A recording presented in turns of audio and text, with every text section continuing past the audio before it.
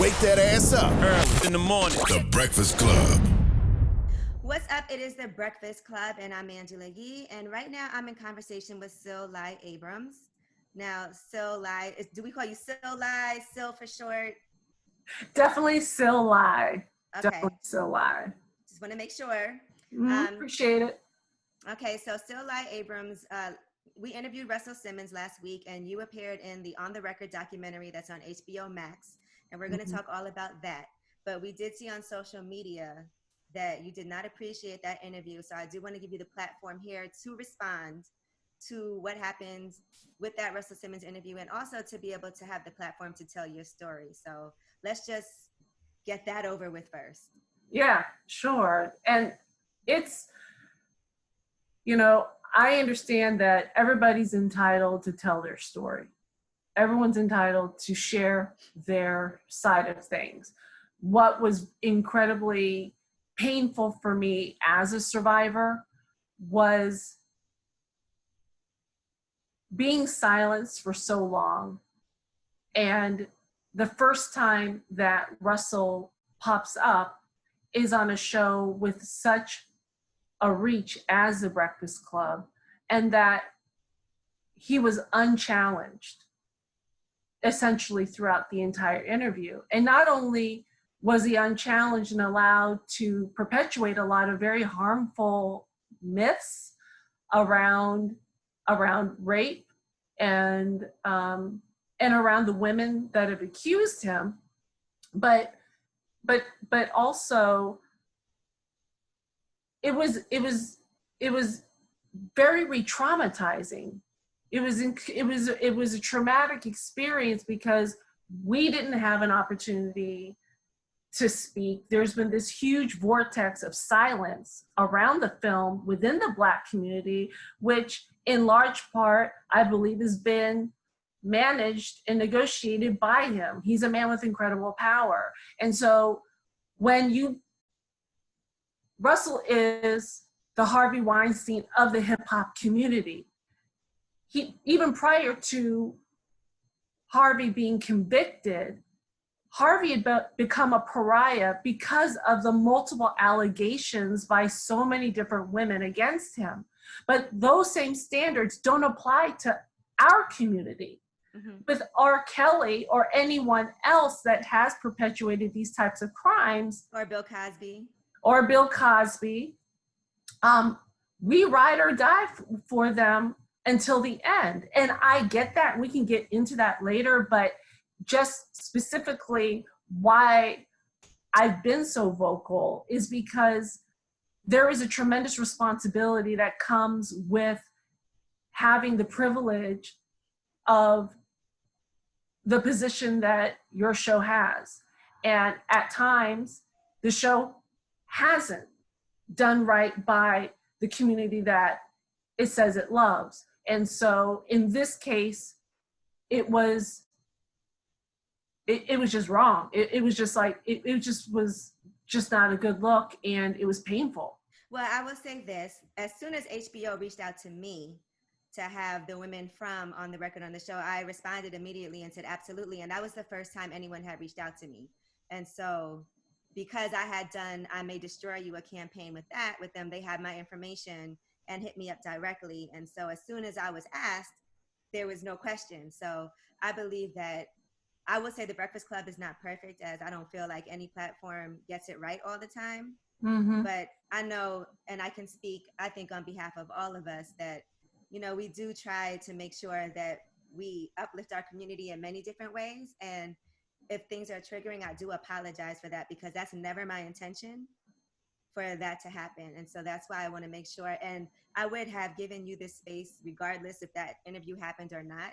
It was just that the way that it works, it's not that we reached out to anyone for an interview. People reach out to us normally, and that's usually how interviews are booked.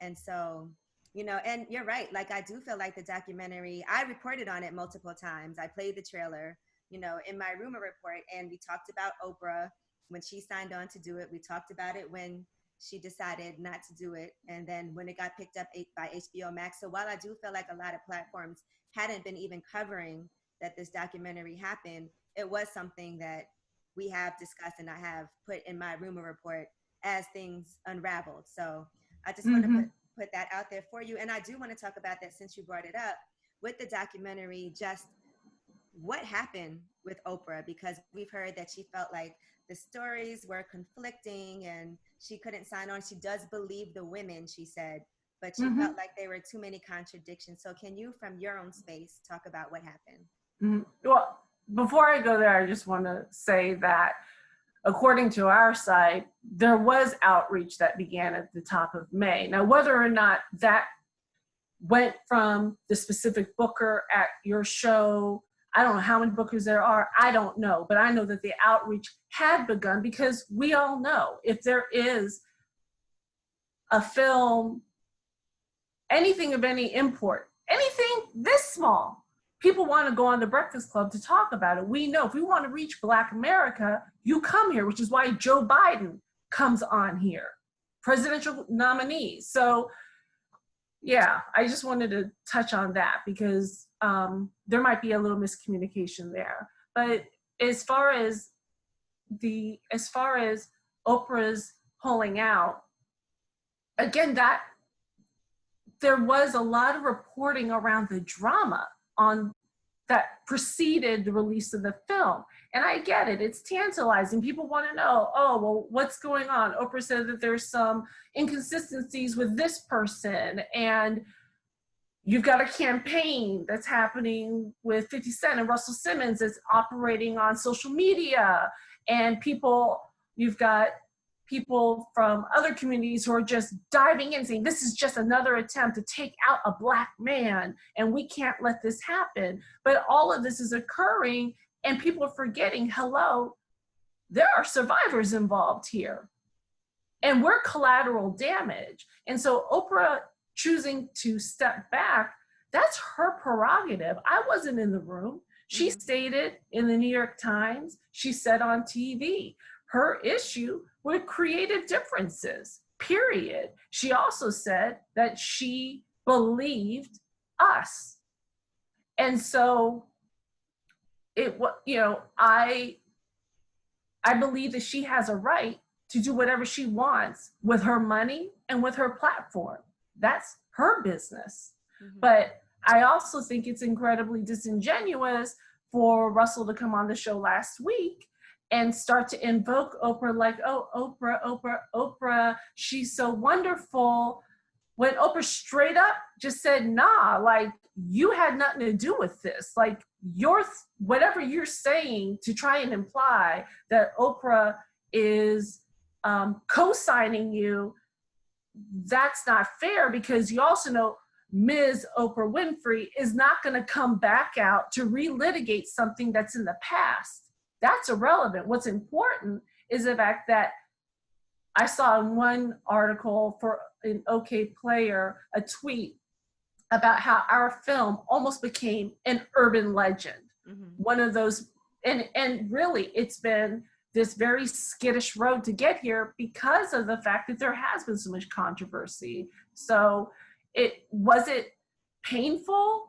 Yeah, the whole damn experience has been painful since I chose to come forward going back in 2017. But that is the price that survivors pay when they choose to tell their stories, irrespective of how powerful their perpetrator is. Well, let's talk about yourself for a minute so people know who Sil Lai is, right? And it's, I love that you pronounced my name correctly, by the way. Thank you. Listen, and as I told you before we started the interview, we have met each other, on occasion before. So, and I do remember that. So you definitely left your mark there. But you are an award-winning journalist and author, right? So yeah. Well, let me correct this. And this drives me crazy. I have reached out to Wikipedia on multiple occasions, like just sending them notes like, I'm not a journalist. I'm a writer. Okay.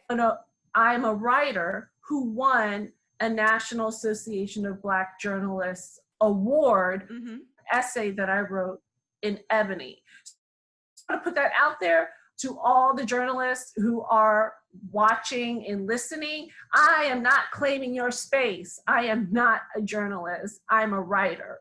And so I'm a writer of books. I'm a writer of essays. I'm a cultural commentator. I'm been a long-time domestic violence activist. That was really where I carved out my space. I've been writing and doing advocacy work and activism work since 2005. Right. Yeah.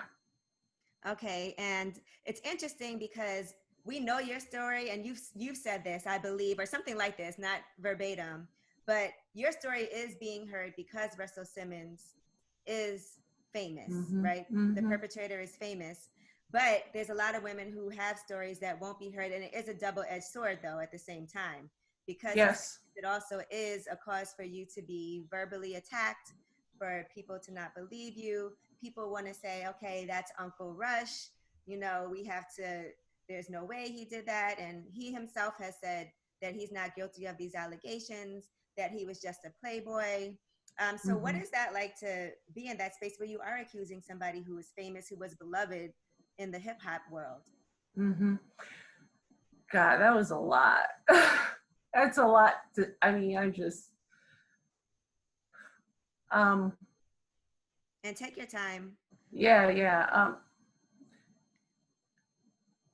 You know, what's hitting me right now when you talk about the privilege of having one's story told, I don't think you said exactly that, but it is a privilege. It's a privilege to be here today.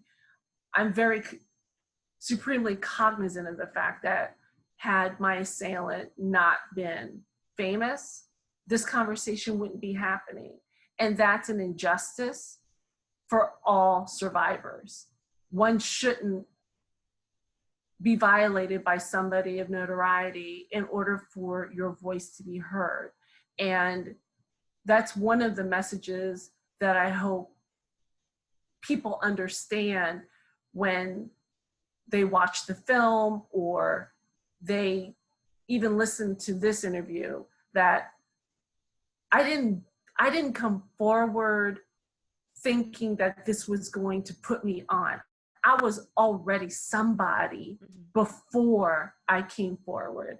I had talked about the rape on Al Jazeera America around the Bill Cosby trial. I went on and shared, why do people wait so many years to come forward? I wrote about the assault in my 2007 book. I wrote about the assault in my 2016 book. I never thought a moment like Me Too would happen. And I don't think anyone I never thought in my lifetime, just like you hear some of our elders say, I never thought that I would live to see the day where we'd have a black president. Right? Or police reform right now. Or exactly, defund the police. I never thought that I would be put in a position where I would have to choose if I was going to come forward or not come forward and speak the names of the men who hurt me. But I've been an activist for a long time. I've done on the ground work. I've done work in prisons. I've done work in shelters. I've done work on college campuses. And I'm mouthy as hell, as anybody knows who follows me on Twitter or reads any of the articles I publish. I will call it like it is because I love us. I love Black men. I love Black women. I love Black people. And any harm that occurs against one of us hurts all of us. And coming forward really was a decision made when Russell specifically called Kerry Clausen Kaligi a liar. Had that not occurred, I don't know. I don't know what I would have done. Right. I know that Jenny Lamette had said that him taking that position was what motivated her to write her Hollywood Reporter op-ed. But it was really a question where the rubber meets the road. What are you gonna do, Salai? You've been out here speaking on college campuses, sharing your story, doing this for a long time. You never said his name. now you'll have this opportunity. Are you going to stay quiet because you're afraid that you're going to get torn up? Because it's not easy. Right. You know, and I agree with you. I actually said that in the interview, that I think it is extremely courageous and difficult for women to come forward and accuse a man of this, especially a man in Russell Simmons' position, where this could potentially blackball opportunities for you. Then it also leaves you open for, like I've said previously, people to attack you on social media. I think more often than not, people don't believe you. And it is a difficult thing to do. I can't imagine somebody wanting to upend their life, you know, having children as you do, to have to think about what's going to be said. What do your children think, you know, when that happens? Let me tell you, my kids knew that I was a survivor, but they never know who. And I'll never forget that moment where I had to call a family meeting. My kids are grown now, but we're having a conference call. I'm like, okay, I have to tell you, I made the decision to come forward. You know, I'm a survivor, and I'm waiting, you know, and I'm walking them through this, and I'm filled with shame because of all of the circumstances around the assault and the danger that not only was my life placed in, but also my son as a result of this. Like, look, I don't win Mother of the Year awards for coming forward with the narrative that I came forward with. It was heartbreaking because I knew that I was taking something away from my kids by telling them, yeah, this guy that everybody looks up to, yeah, that uncle, he's the uncle that did this to your mother. And knowing how much my kids love hip hop, knowing it, you know, and when I went to Sundance, my son came with me, and he sat right next to me, and I had seen one cut of the film prior, but I held his hand and my hands were sweating. And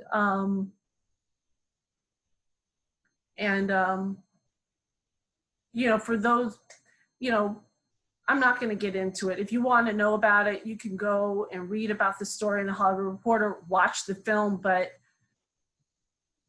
it's brutal. It's brutal. You might want to contextualize it. I'm not going to. All I'm going to say is that I'm holding my 29-year-old son's hand and I'm shaking like a leaf, and he's being strong for me. And I'm like, no, I'm here to be strong for you.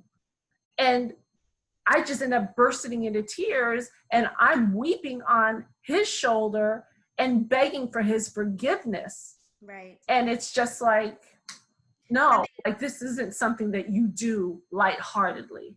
And that part of, you know what, I've read a lot about what you've been through and how Joy-Ann Reid was supposed to interview you, and you had given her your story, which she was writing, and she was doing this sit-down interview with you, and you had to provide all kinds of receipts to prove that what you said happened to you did indeed happen.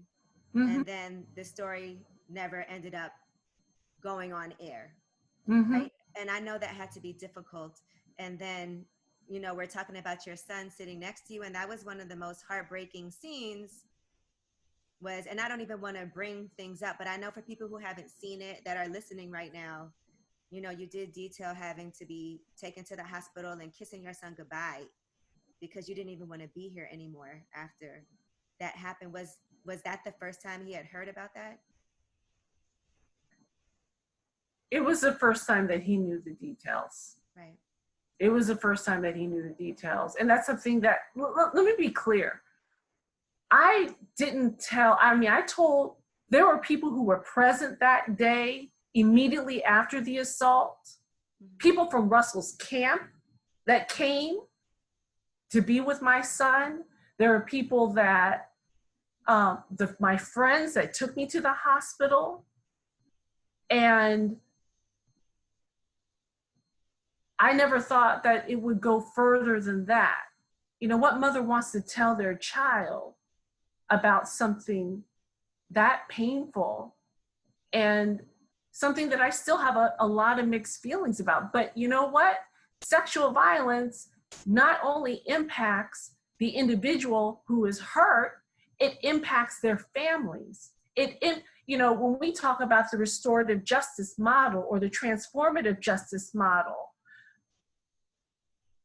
the first thing that has to occur is for a perpetrator to acknowledge the harm that they've done, not only to the victim, but to the victim's family, to the community, and to the society at large.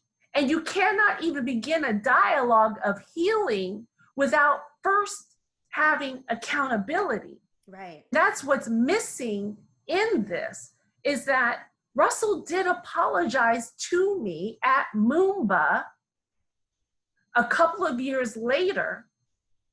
And this is detailed in the Hollywood Reporter piece. He did. He said he's a changed person now, right? He said he's changed, and he was alluding to being fully sober and also, I guess, having a different mindset around what consent is, I guess. But he happened to be having dinner with Donald Trump. So it's like, and I just stopped him. I was just like, first off, he blindsided me because my sister had died of a drug overdose a couple months before. That's what he approached me to say. I'm sorry, I heard about your sister. Maylai was a really good girl. And I was so raw, like you could have knocked me over. And I was just so glad anyone would acknowledge that my sister died of a drug overdose, because nobody wants to talk about that. Mm-hmm. Right? So here is a man that had caused harm. I'm standing in Moomba in this darkened area in public, but it's still something that had he not started with my sister, I would have walked away. Right. I had nothing to say. But your question encompassed a lot. You mentioned Joy Reid, and I don't know. I'm not going to guess why, but I'll say that my story was vetted.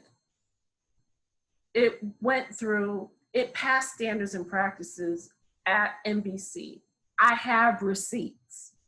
It was just NBC, as we saw with Ronan Farrow and other stories, they have their own ongoing issues within that news organization. Yes. Of how they handle sexual harassment and misconduct.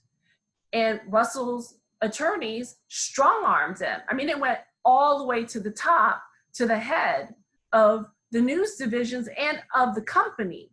So that's the power he has to shut something down.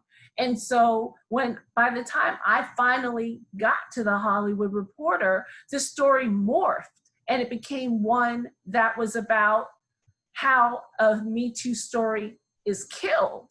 And that's what's unfortunate, is that it no longer becomes something linear. It's, well, why did you come forward? Everyone came out in November, December, and here it is, June, almost July, and now your story's breaking. Well, it's not my fault. It's because I got hemmed up. But the Hollywood Reporter had all the access to all of the same information that NBC did. And yes, they were pressured by Russell's attorneys, and they ran it. They ran the story. They ran it, and there has not been any civil suit. And to Russell's point last week, I've never filed a civil suit. I never wanted anything from him. But what I will not do is be complicit in silencing survivors, nor will I be silenced. I mean, I'm scrappy, Angela. Mm-hmm. Anyone that knows me knows I'm aware. I'm very scrappy. I will call it like it is. So, yeah. Can I just real quick just say this? Think about it. The privilege that I have, the many levels of privilege that I have, of the relationships within the industry, of having a certain attorney, all this stuff that I have at my disposal is what allowed my story to end up being published after it was killed by one news outlet. And you know how it works. When your story gets squashed at one news outlet, the bar is set double as high to get published with another one. And so again, I keep thinking about all of rape is a crime that happens in private. It happens in the private sphere, but it's litigated often in the public. And so many victims don't have receipts. Right. And also, I think people also mistakenly think that because you cannot get convicted, right, after getting accused, but that doesn't necessarily mean it didn't happen. A lot of people will say, well, the charges got dropped or it didn't happen. And a lot of times that doesn't necessarily mean the person is innocent. You know, that just well, and isn't it funny? Like, and this is something that just we as a people need to wrap our heads around, is how you have,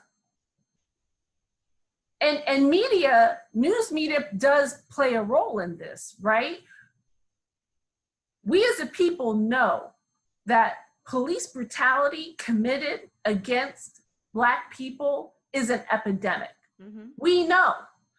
Even if the media doesn't report on it, which it hasn't forever, it's only now because we have our own cameras and we're making the news through social media, that people are really starting to see the extent of the harm that's been done to us for centuries.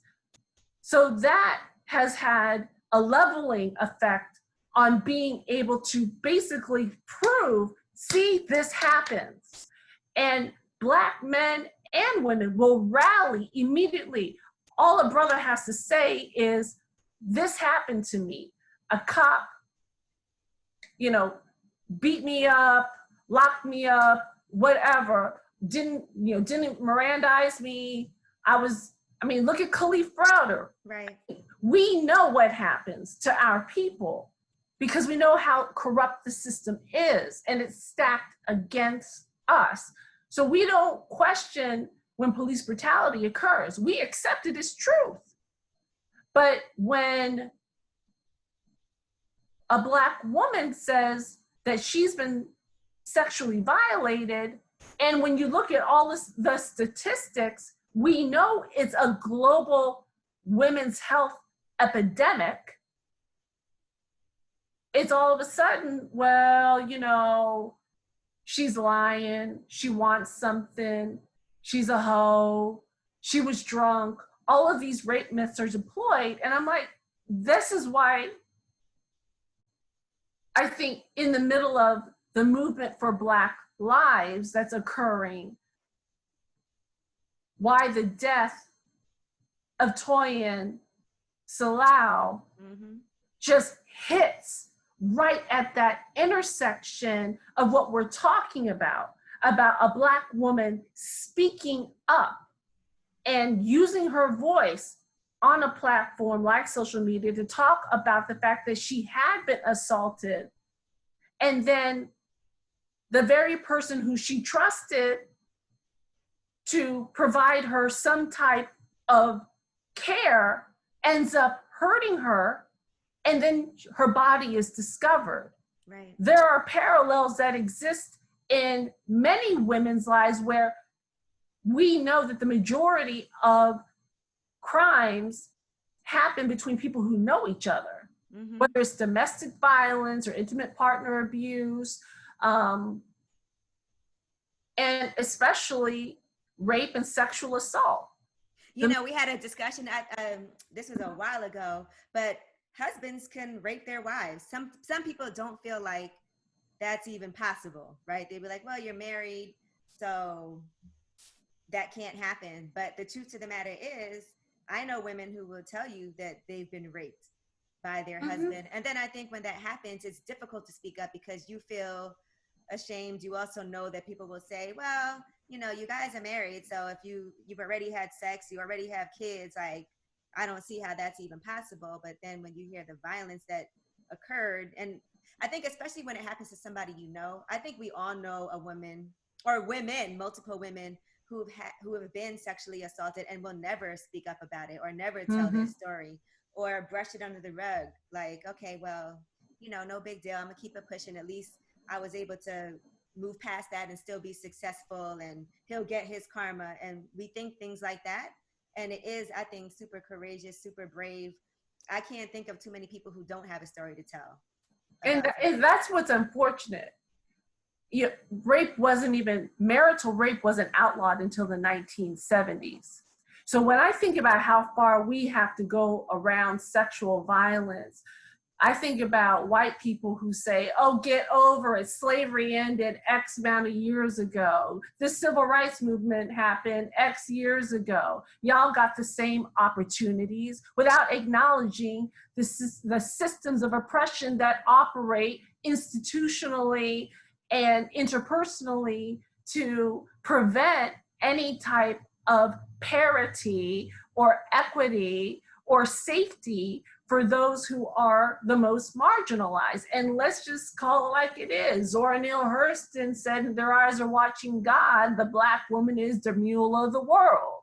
Yeah. And we carry that double bind of the burden of our race and our gender. But unfortunately, and going back to Toyin, we're not allowed to walk, talk, and chew gum at the same time. The March for Black, or the movement for Black Lives, is really, to many people, about cisgender, heterosexual Black men who are victims of extrajudicial police violence. But any movement that is not intersectional, that does not include trans people, queer people, poor people, women, the fact that our issues, I've been told this straight up, what are you doing tweeting and talking about Toyin and her murder, because Black men are the most vulnerable? And I'm like, au contraire, sir, because the second most prevalent reported crime or complaint against police outside of brutality is sexual assault committed by officers against Black women. So it's like, you can talk out your neck all you want, but the fact is we are vulnerable. And when we're talking even about marital rape, there have been people who have questioned me because Russell and I had dated before. I put it all out on the table. Yeah. I had to say that. He and I had kicked it. Right, consensually previously. Yeah. And then it ended. You had a boyfriend. It ended, and we were supposed to be friends forever, according to him. And so, like, last week when he's talking about all his friends, how he's still friends with all these women, I'm like, well, I was your friend. Mm-hmm. I trusted you. And now we're not friends because you violated me and you destroyed our friendship. And that is something that is still hard to wrap your head around. Years later, I think about my time working in entertainment and in media, and I think hearing all of the horror stories, to your point, that many women share privately but will never share publicly. I'm lucky it was only 2 men. When you think about all of the allegations that have come up and all of the conversations and the whisper talks that we have amongst each other, where we don't come forward and talk about what's really going down in the industry. Right. And how nobody is holding the perpetrators accountable. And that's where I think that media outlets, by at least providing an opportunity to hear the voices of survivors, can level the field. Had you heard about other women before? I know that you said you were inspired to come forward, right? When you heard one of the other survivors speak out, but had you just say, how we hear stories all the time, had you heard any other stories before that one went public?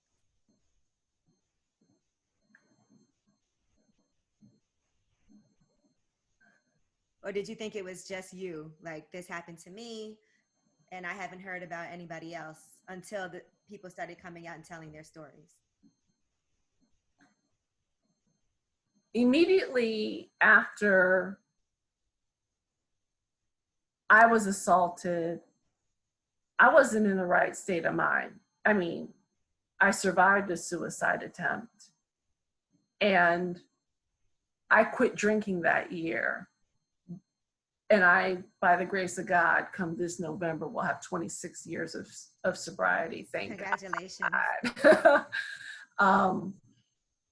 But yeah, thank you. But I don't take the credit for that. I don't know, just one day at a time. But I was at a dinner party and I was talking about it because I was just so traumatized afterwards. And I remember seeing Brett Ratner at a club. And I was like, Brett, Russell did this to me. And he's like, oh, come on, please. He didn't do nothing to you.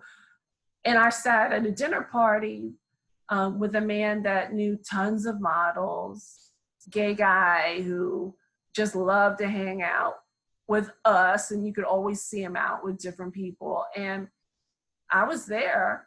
At the time, I was still drinking. Mm-hmm. And I said to him, Russell did this to me. And then he told me, well, he did that to so-and-so. He named a very famous model at his house in the Hamptons. You're not the only person.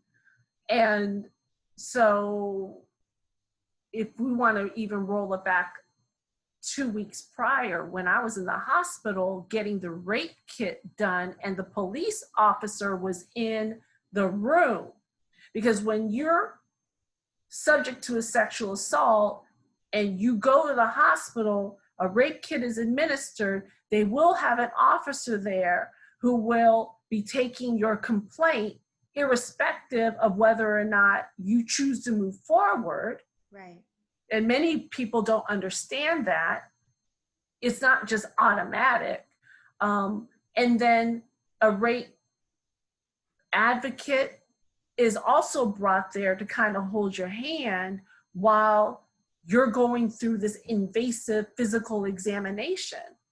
And while I was there on the table going through this process, I was still really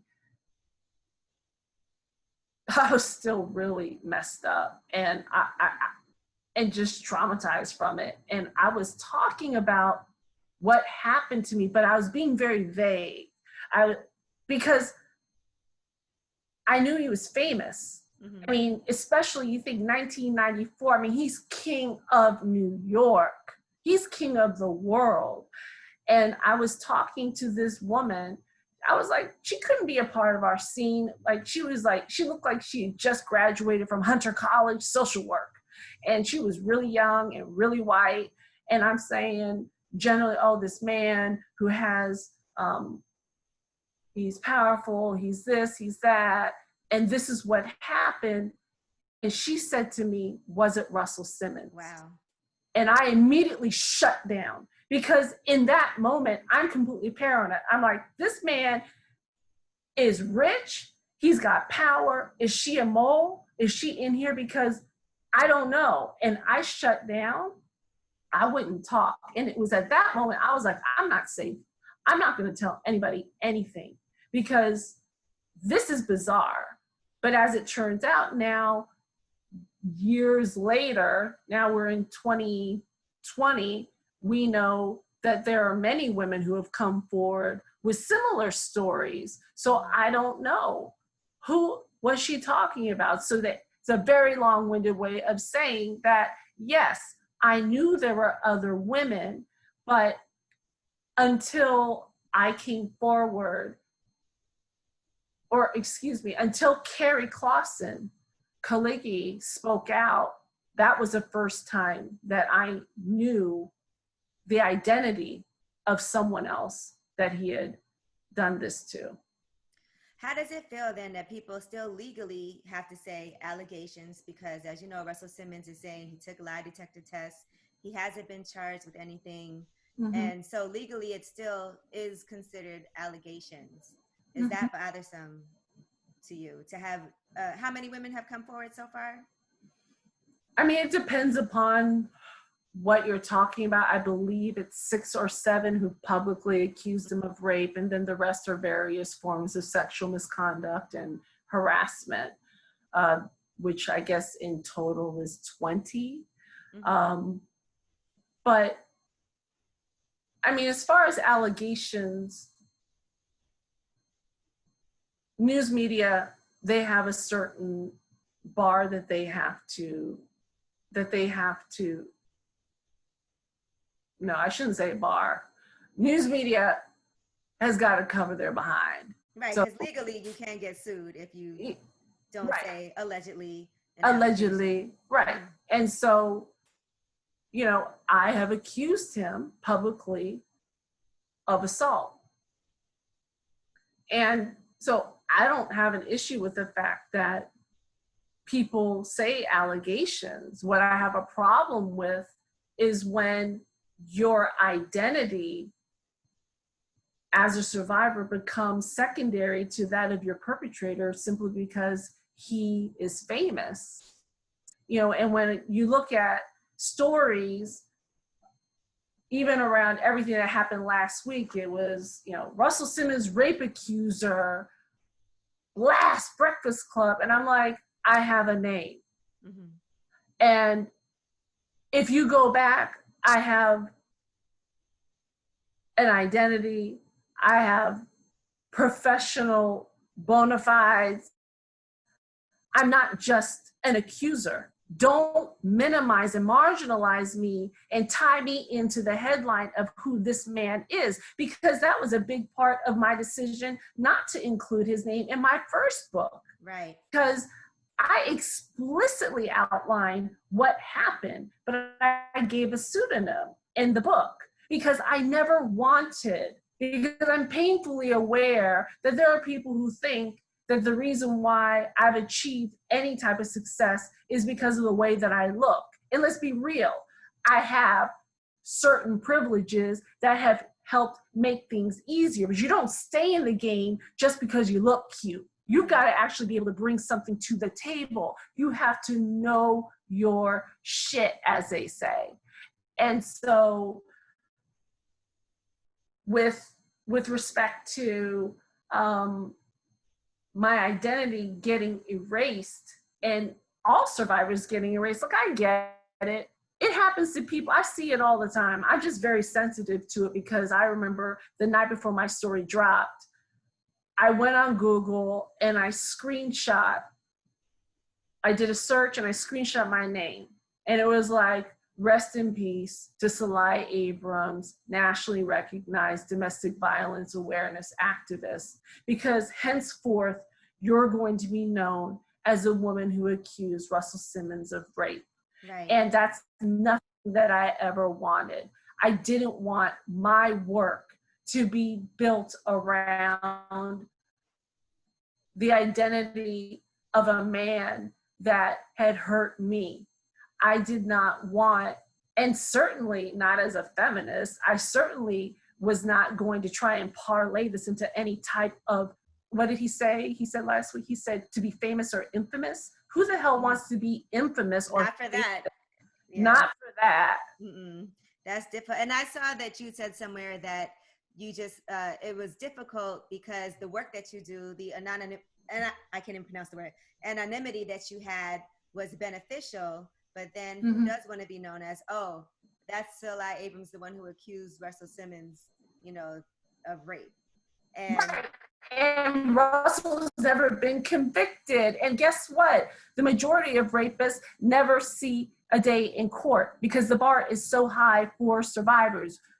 How many women or men or people, because let's just take people of all genders are assaulted, it is normal after an assault to want to clean your body and to get that person off of you, right?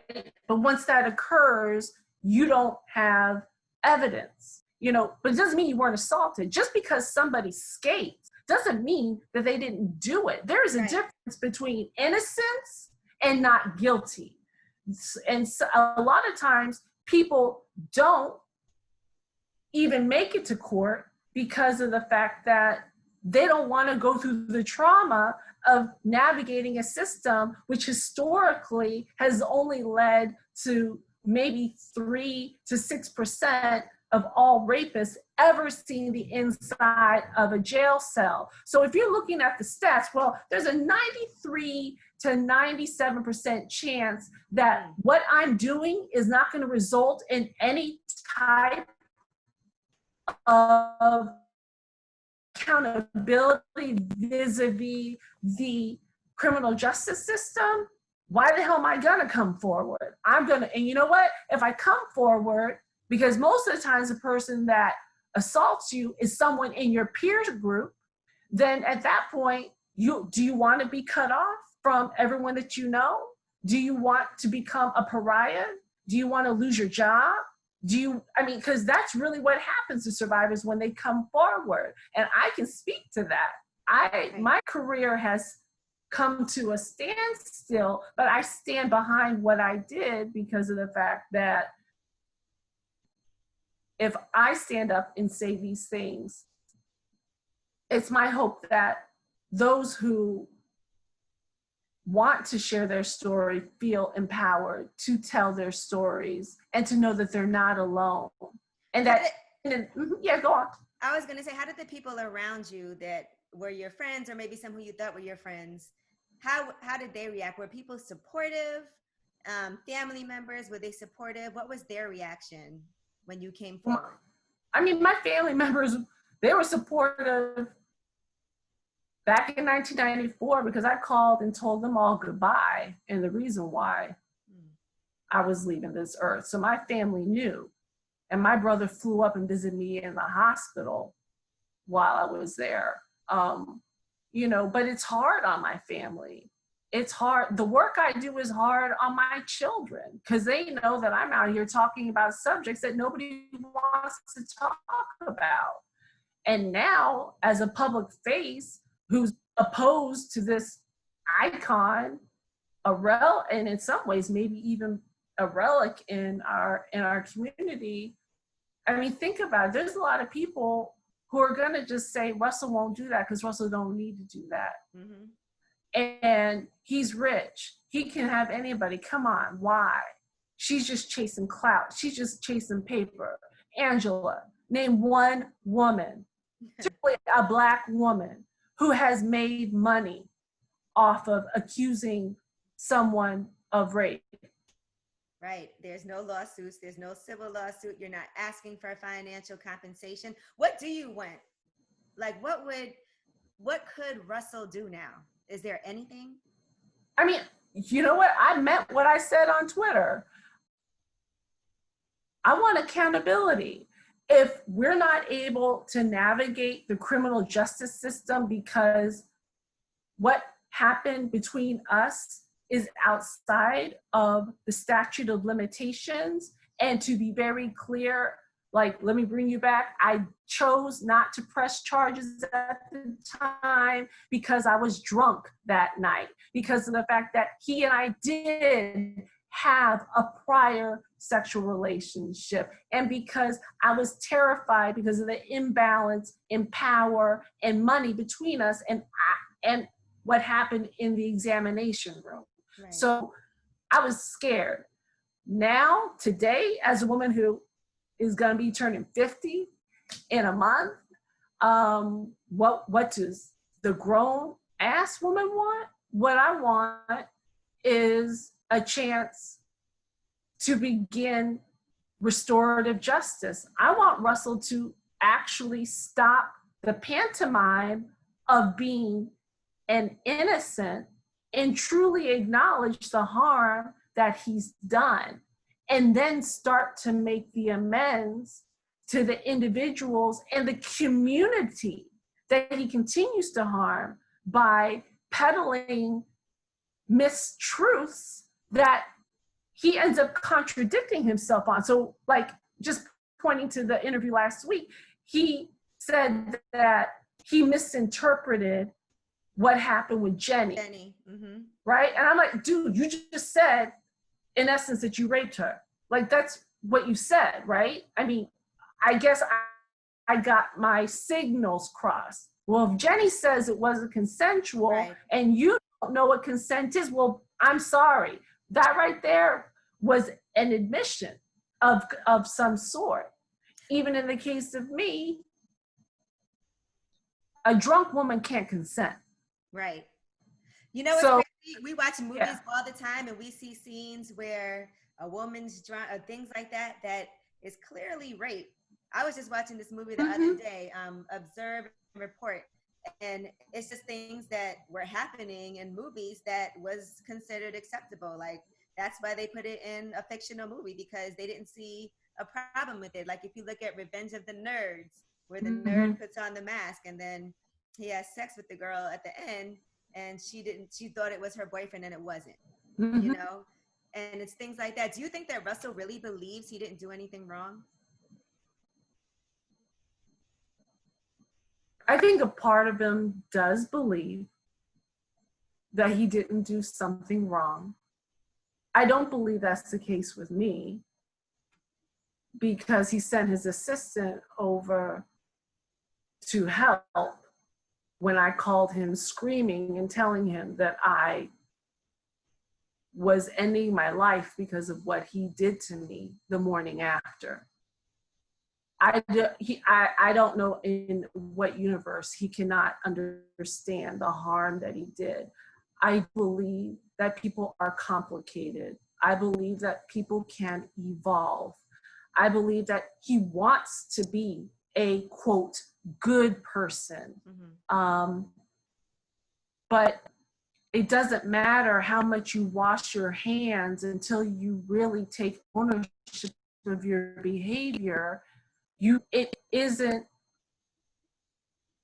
haven't really changed, right? So, and also he said, I believe I didn't hurt these women. I mean, I'm paraphrasing, these are not exact words, but well, if you believe that you didn't, you can pass a lie detector test. Right, you believe it yourself, so you take a test and you've convinced yourself that these relationships, he was just a playboy. Right. And you know what? I had a real conversation with a good friend of mine. And this is like, I mean, this was painful, but you know, there's a good friend of mine. I still have tremendous respect for him, but we were talking about my situation. I was saying how the struggles I'd gone through. He's like, well, I mean, come on, Salai. It's not like, I think part of the challenge you're having is that what happened to you wasn't really violent. I mean, it's not like you held a gun to your head. And I was like, he's like, look, if taking advantage of a woman while she's drunk is rape, then I'm a rapist. Wow. And I said, well, yeah, you are. And he said, look, I came up in the generation, he's older. He said, I came up in the generation where you intentionally got women drunk so that you could have sex with them. But we understand now what we didn't understand then. What our body is telling ourselves no, and we ourselves are saying no, but then it is rape. If you're drunk, you can't consent. So if you have done that, the responsibility has always been on your shoulders, meaning the perpetrator, not to do that. And you know what? It took a friend of mine, I didn't even understand that because we're all so steeped in rape culture. It's so normalized. It's really now we're starting to have these very nuanced conversations. But while I'm sitting in the hospital, for those 4 or 5 days I was in the hospital, a friend of mine, someone I had dated before, came to visit me. And I was beating myself up. Oh, I shouldn't have gotten so drunk. I shouldn't have been there. Why? Like, why did I trust him? Why? And he said to me, Salai, this wasn't your fault. Right. Like, if you had gone out with me and gotten drunk, you could have slept in my bed and I wouldn't have touched you, you know? And let me also be very clear. Like when he said that, it was like, oh, I didn't make this happen to me. Right. Like, and I think a lot of people still struggle with that. And I think that's what keeps a lot of us from really wanting to look at the issue, is because men would have to admit to themselves that they have engaged in sexual coercion, and in some cases rape. And that's a bitter pill to swallow, because and we blame ourselves as women. Like, I shouldn't have been there. I shouldn't have been drinking. Why was I even in his place in the first place? What was he thinking? I was sending the wrong message. And we tell ourselves those things when in truth, in reality, a real man would never take advantage of you in a situation like that. And I always tell people, if you're not sure, if the person is not coherent, if the person can't agree to do something, then don't do it. Absolutely. Absolutely. And I think for women who defend men, and that's really sad, when you see internalized misogyny and Black women defending Black men who've been accused of serial predation on women.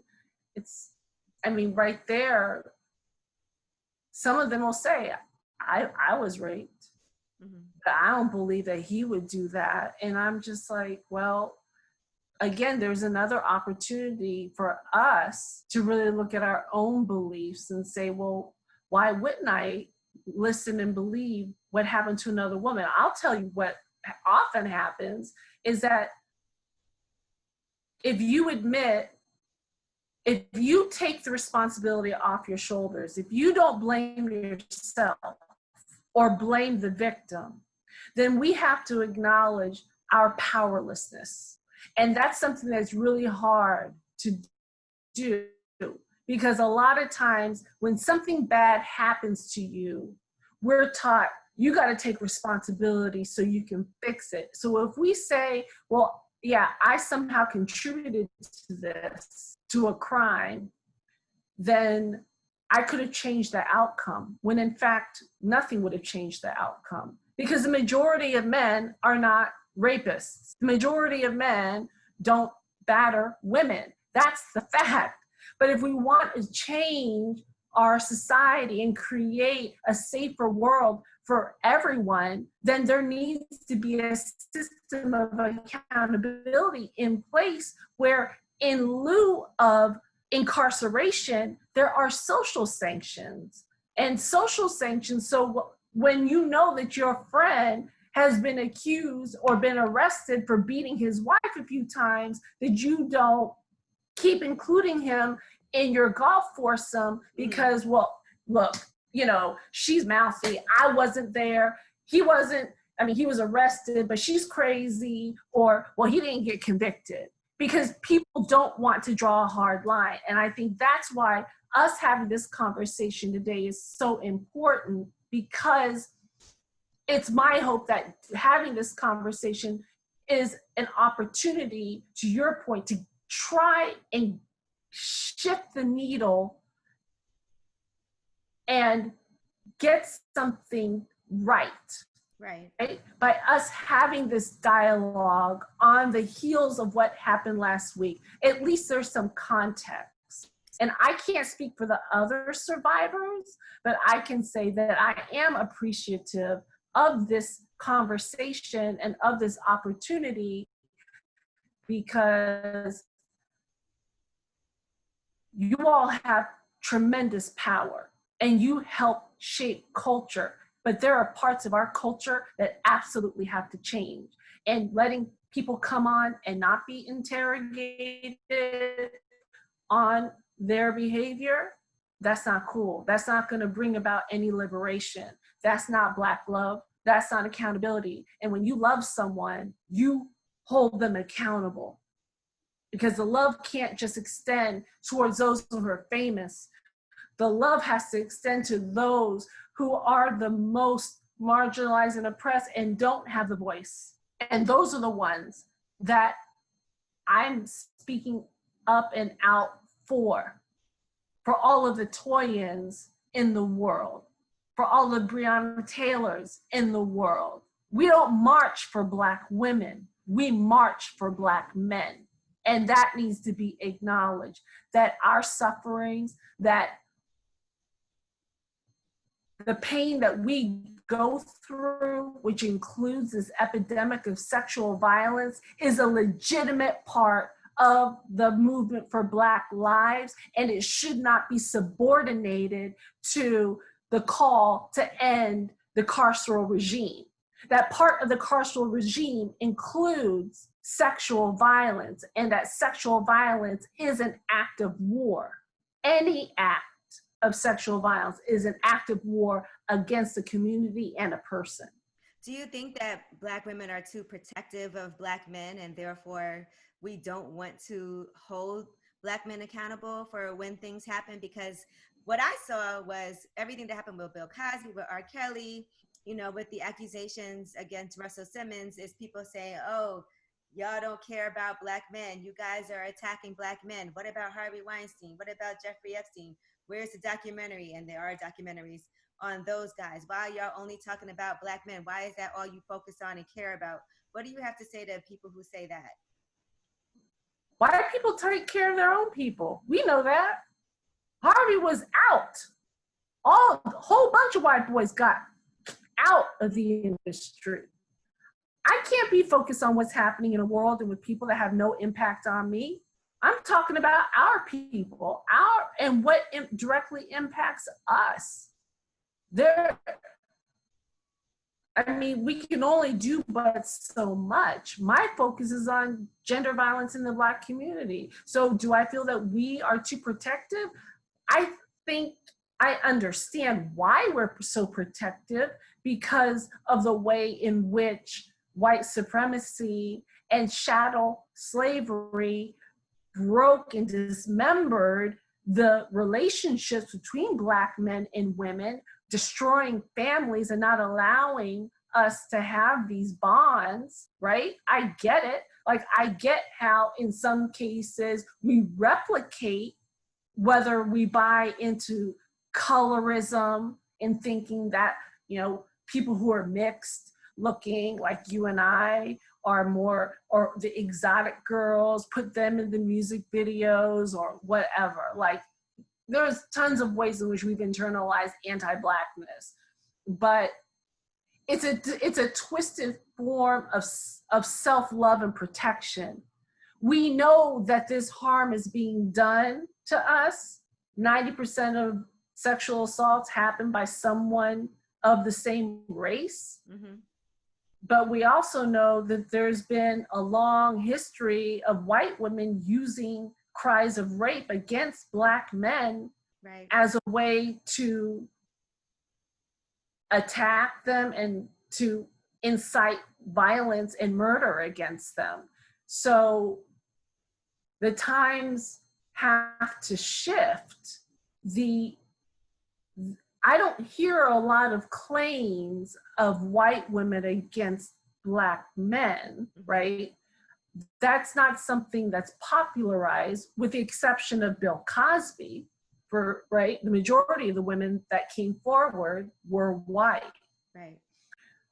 And I do think that plays a role in the coverage that a lot of that case got, was because of the fact that his victims were mainly white.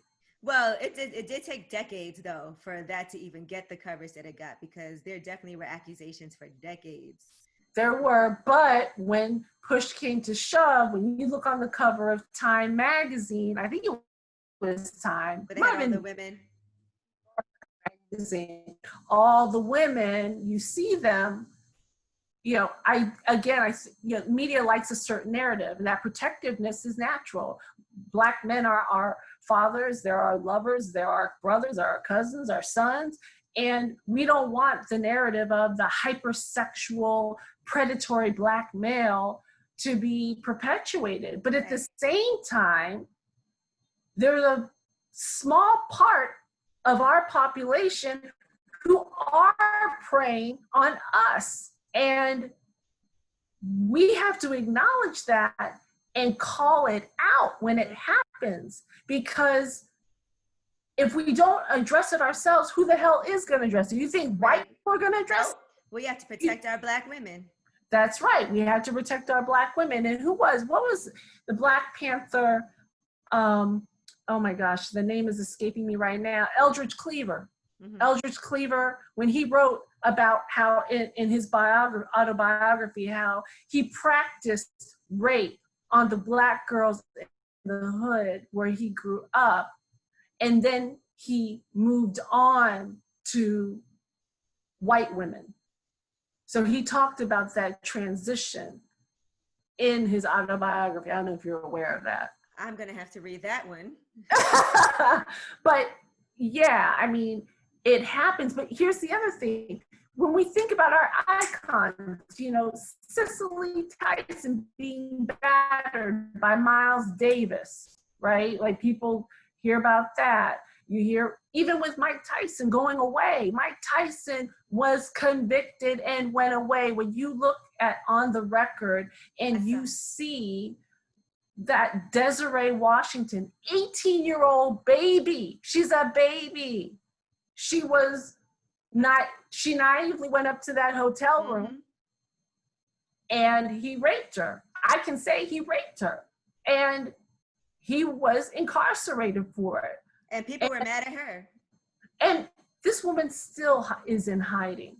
Nobody knows where she is because she was the subject of so much vicious attacks in the media. She just had to disappear.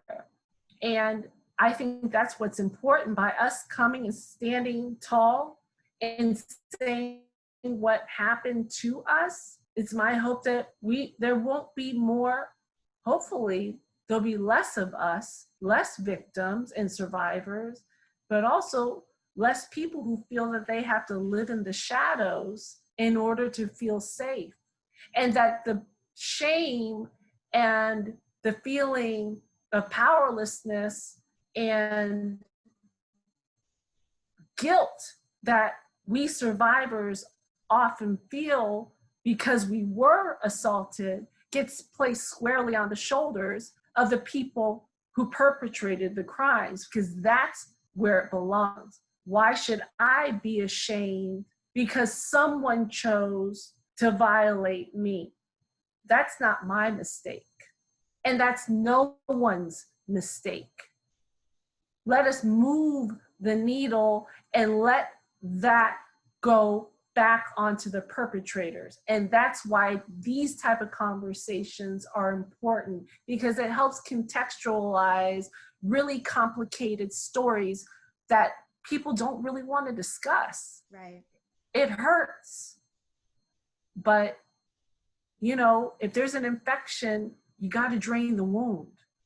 And then you got to heal it. And then the healing can occur. And that's what my hope is with this film, with me coming on this show. Not that I, by myself, am a catalyst. That's just ridiculous. But I want an opportunity to set the record straight from my perspective and address why I was so angry, why I've been so outspoken, but also why outside of that, it's so important for survivors to be able to tell their stories, because doing that can actually make a change and get a predator up and out of our communities. And we can look no further than at the Surviving R. Kelly documentary and the movement, Mute R. Kelly, that went on for a couple of years, that eventually with that, and then Jim Derogatos, who had been writing about R. Kelly for decades, now this man is finally facing charges in multiple jurisdictions. Right. And those women have finally been able to break free from the man who was, I don't know, do I still have to say allegedly for R. Kelly? Yes, allegedly abusing them. Yeah, I'm putting allegedly in front of everything that I've said today. Okay, well, so I do appreciate you for taking the time to come on this platform. And like you said, you know, I saw your tweets Immediately, HBO reached out. I said, absolutely. And so glad we were able to get this done. Definitely wanted to make sure you had the platform. I know you were on the board for the National Domestic Violence Hotline, and you were on the board for Safe Horizon. So just so people know that there are safe spaces that they can go to if they do need to seek out help and support. Absolutely. And to call the sexual assault, the national, you can contact RAIN as well, which is the National Sexual Assault Hotline. I mean, there have been times where I've just picked up and called either one. I called Safe Horizon not too long ago and just said, I need to talk, because the pressure of going through something like this, I just need to anonymously speak to someone and just say, this is really hard. I'm having a hard time handling this. And it's been 25 years. Right, right. Well, so much All right. appreciated. And we will definitely make sure we stay in touch. And if you need our platform, make sure you let me know. All right. Thank you. Thank you. Still Abrams. All right. Take care.